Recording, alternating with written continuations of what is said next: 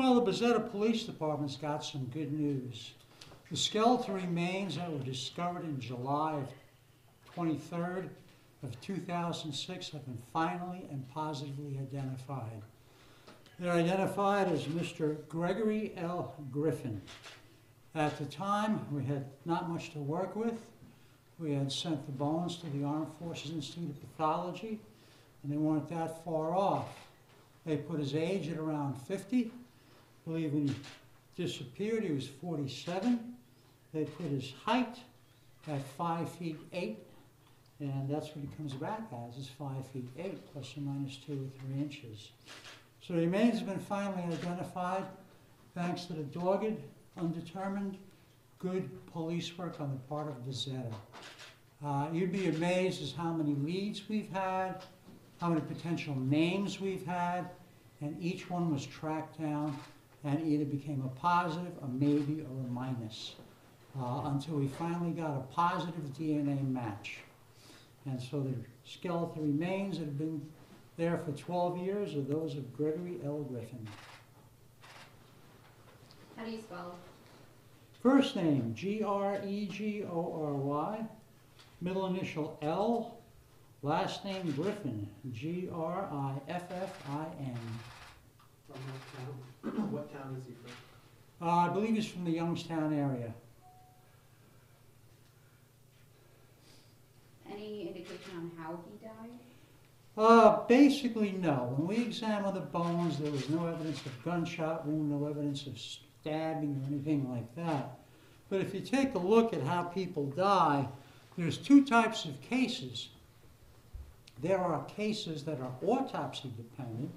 In other words, 6 gunshot wounds to the back of the head and a known drug dealer in a drug-infested neighborhood. You really don't have to go to the scene or do forensic anthropology for that. Then on the other side of the spectrum, there are the circumstance-dependent cases, something like traumatic asphyxia or positional asphyxia, where you find absolutely no trauma whatsoever to the body. It's the circumstances that tell you this particular case. The very fact that he was put in a secluded area and the body was hidden for 6 to 8 months, pretty far off the beaten path, found by 2 fishermen, tells me we're probably dealing with a homicide, and as such, that's what I ruled it as. So you ruled it as a homicide? That's correct. Were there any other reasons why you thought maybe there was foul play, anything found around the body? No, we did not. We didn't see anything as far as bullet holes. And again, you may have 2 independent crime scenes. He had been murdered in one place and dumped in another place. I mean, but the hard work of the Bazetta Police Department, we found the remains. He had 1 golden earring. These folks tracked that golden earring down to where it was sold. It was a kiosk in Pennsylvania. That we asked the fellow, "Do you be someone you'd remember?" He said, "No, we go through a lot of these." And then we finally contacted the manufacturer, who was a sole supplier to the kiosk in Pennsylvania. We thought it was some type of a joke. But we basically worked it up. We had a lot of leads from all over the place as far as who this might possibly be. But until the police followed up on a strong, solid tip, and they followed up on every tip, we were pretty much at a loss. In order to make a firm DNA analysis, you have to have something to match with. And the initial DNA that we sent out, there was no match with anyone or anything. Once the police followed up on their tip, bingo, we had a match. We've matched the DNA, and it belongs to Gregory L. Griffin. So a family member was able to come forward? And I'm not going to give up any names because, again, it's an open homicide. I don't want any harm to come to those who helped us immensely. Is he fishing or anything? Does the family know what he was doing there? No, he wasn't fishing. He was in a marshy area, maybe about 300 feet off the beaten path, pretty much dumped. Any indication why the family didn't come forward until 12 years later? Well, a lot of times you have to know. You have to suspect. You have to report someone missing. Sometimes families are Johnny on the spot. Sometimes they're not Johnny on the spot. So these officers and chief worked up every single clue there was. They have a file with names from all over the country pretty much as far as, could this be my loved one? Could this be my loved one? Based on the anthropology, well, your loved one was 5'3", probably not, weighed 200 pounds, probably not. So a pretty good ballpark estimate of where we were looking. We're looking at someone who's 50 years old, plus or minus a couple of years, and someone who was 5'8". So once those prospective candidates came in, then we kind of said, okay, maybe, maybe, maybe. How close was the bust to his actual facial features? Wasn't much left.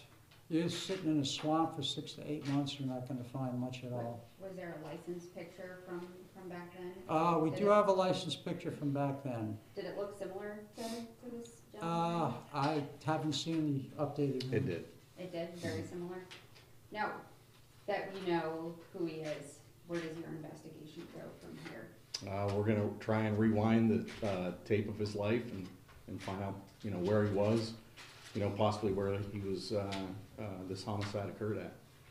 So this is actually square one. Now that you know who he is, you can take those steps back and figure out how he got there. That's correct. Can you say how long ago you were able to get the tip that gave you this guy as the? That was a while back. Not really a while back, probably, what, a couple of weeks. March or February, late Yeah. February. we Late got the February? tip. This is when the, Late February 17, February 17th? yes. Okay. No, Of February 2017. 17. 17. Yes, Oh, sir. okay. Yes, sir. That's when they contacted, did they indicate like media coverage or, that was, yeah, they came to you, right? So they must have seen something or learned something that brought them to you, huh? Yes, You can't say necessarily what or, it's an open investigation. okay.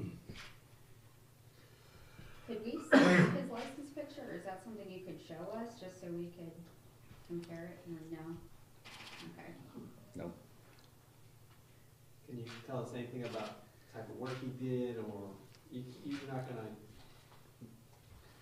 We haven't investigated the exact family structure and what he was either working at or doing, or his friends, or any other relationships. That's where the investigation's gonna reveal that. Yeah, as the chief said, we're at square one. Now begins the real investigation. Once he's been positively identified, we can see what his social circle is, who he hung out with, who he didn't hang out with, some of the possibilities. Is this a relief to finally have an identity to this person, so now you can put a name to that case file that before just was a skeleton? Sure. After 12 years, these people did not give up. Plain and simple. It's what's known as good police work. Putting this information